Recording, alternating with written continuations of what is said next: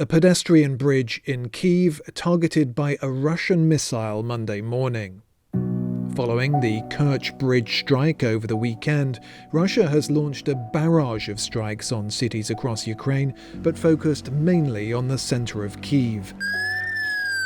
Speaking on Russian state TV this morning, Vladimir Putin threatened further strikes in response to what he called terrorist attacks by Ukraine. The Kyiv regime, by its actions, has actually put itself on the same level with international terrorist formations. It is simply impossible to leave crimes of this kind unanswered. At least 3 people were killed when a bomb on a truck was detonated on Kerch Bridge Saturday, and its destruction creates a logistical nightmare for Mr. Putin, who blames the attack on Ukrainian special forces.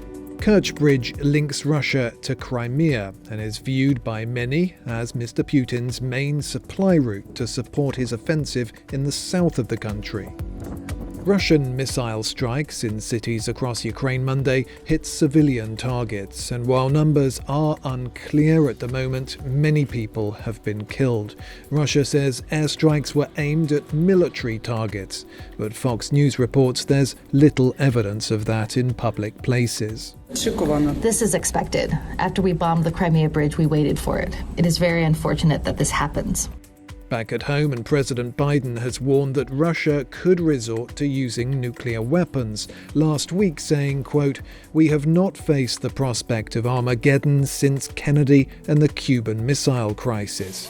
It wasn't the wisest comment, highlighting both his anxiety and sending the wrong message to both the Russian president and the American people. When you hear a president talking about Armageddon as a random thought, just musing at a fundraiser, that is a terrible risk to the American people if he truly believes that he ought to be out talking to us in a serious way.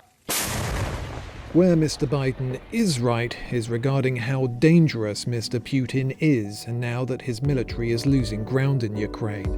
He's trapped himself in a place where he lacks the conventional military power to win, not least because of his own troops' low morale.